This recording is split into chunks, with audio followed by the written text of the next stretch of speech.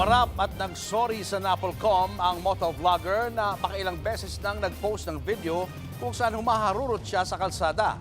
Bukod kasi sa pagiging kaskasero, sadya rin daw nitong iniiwasan ang mga pulis na sumisita sa kanya. Narito ang Frontline Report. Sa video na ito, mapapansin ang mabilis na pagpapatakbo ng isang rider sa Marilaki Highway sa Tanay Rizal. Pagdating sa pakurbadang bahagi ng kalsada, bumalaga sa rider ang nakaabang na pulis. Makikita ring pinapara na siya, pero imbis na huminto, umiwas ang rider at tinuloy ang pagharurot. Mismong ang Commissioner ng National Police Commission na si Ralph Kalinisan ang nag-post niyan. Binura na raw ng rider na kinilalang isang motovlogger ang video. Pero hindi rin nakaligtas kay Kalinisan ang isa pang video ng rider na kuha umano noong July 2025. Dito mahahalata rin ang pagiging kaskasero niya sa kalsada. Pagdating sa stoplight, doon na sumulpot ang isang highway patrol group enforcer. Kaya kahit naka-red light, napaliko ang rider at tumigil sa convenience store para umano magkunwaring kakain.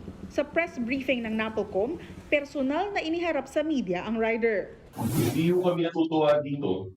Kanya pong tinakasan ang HPG at ito po ay paglabag sa batas.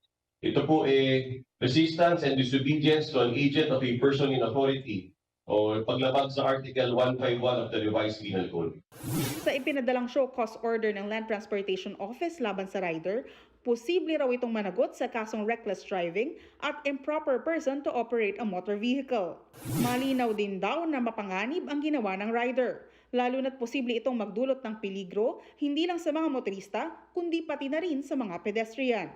Agad na isinailalim sa alarm status ang motorsiklo nito habang sinuspinde ng 90 days ang kanyang lisensya. Lubos namang humingi ng paumanhin ang motovlogger. Ang masasabi ko lang po talaga sa lahat is sorry po. And sorry po sa mga naapakan kong tao.